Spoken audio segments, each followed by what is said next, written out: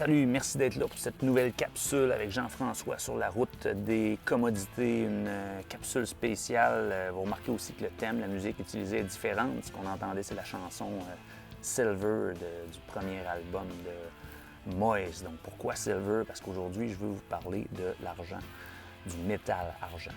On se comprenne bien. Puis la raison pour ça, on se trouve en juillet 2020.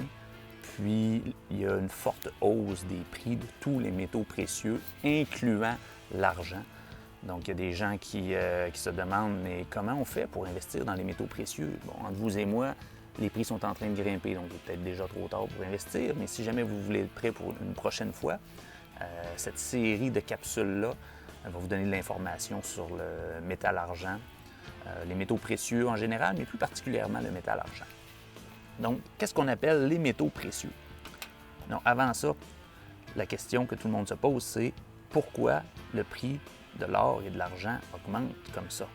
Donc, on peut avoir toutes sortes de théories. Si on veut être certain de ne pas compter de menterie, ce qu'on peut dire, c'est si le prix monte, c'est simplement parce qu'il y a plus d'acheteurs qu'il y a de vendeurs. Donc ça, c'est un fait. Mais là, on peut se demander après, mais pourquoi il y a plus d'acheteurs que de vendeurs actuellement pour les métaux précieux? Bien là, mon ami, Jim Rogers, lui, il a déjà dit il y a plusieurs années de ça. Whenever people lose confidence in governments and in money, they always buy gold and silver. Lui, ce qu'il dit, c'est que quand les gens perdent confiance dans leur gouvernement, ils vont acheter de l'or et acheter de l'argent. Donc, est-ce que c'est ce qui est en train de se passer aujourd'hui en juillet 2020? Les gens sont en train de perdre confiance dans les gouvernements un peu partout autour de la planète et c'est pour ça que le prix des métaux grimpe. Je ne le sais pas. Mais restez avec moi pour en apprendre un peu plus sur les métaux précieux et sur le métal argent. Qu'est-ce que c'est que les métaux précieux? On en reconnaît généralement 4. On parle de l'or, on parle de l'argent, on parle du platine et du palladium. Il y en a qui vont ajouter à ça les métaux des groupes du platine. On les appelle les platinoïdes. Donc, il y a le ruthénium, le rhodium, le osmium, puis le iridium aussi, qui sont des métaux précieux qui ont des valeurs élevées au marché pour chacune des onces.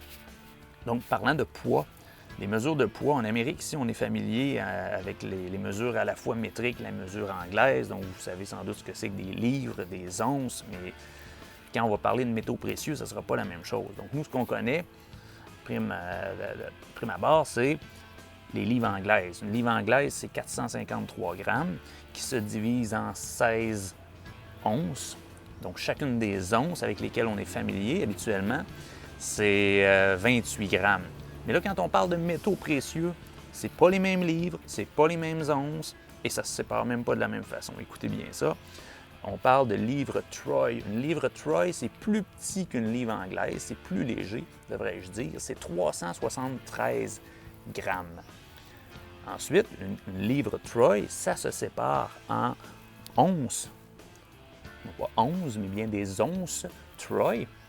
Mais écoutez bien ça, les onces Troy, ce n'est pas des 16e de livre Troy, ce sont des 12e de livre Troy.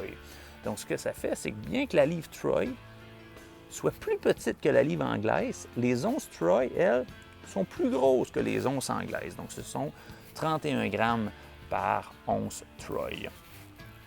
Donc, quand vous voyez le prix affiché pour les différents métaux précieux, ce sont généralement des dollars US par once Troy. Vous allez voir, parfois, il y en a qui vont le préciser. Au lieu d'écrire simplement OZ, ils vont écrire OZ suivi d'un T pour bien préciser. Donc, qu'est-ce que c'est? Quelles sont tout d'abord les propriétés physiques du métal argent? C'est le deuxième métal le plus malléable.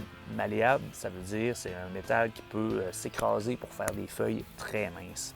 Donc, j'ai lu tout à l'heure c'est tellement mince qu'on pourrait mettre 100 000 feuilles de métal argent empilées les unes sur les autres, puis ça ferait une hauteur de 1 pouce. Donc, on est capable d'aplatir ça très, très plat.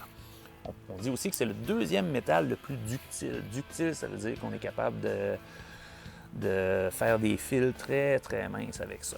Dans les autres propriétés, c'est le numéro 1 en ce qui a trait à la conductivité thermique et c'est aussi le meilleur conducteur électrique. Donc, ce n'est pas une bonne idée de brasser votre soupe chaude avec une cuillère en argent. Premièrement, la cuillère coûte trop cher et vous allez vous brûler les doigts. Et pour ce qui est des conducteurs électriques, bien, vous vous dites, alors on va s'en servir comme conducteur électrique, mais encore là, il est très peu utilisé, probablement à cause de son coût. On lui préfère le cuivre.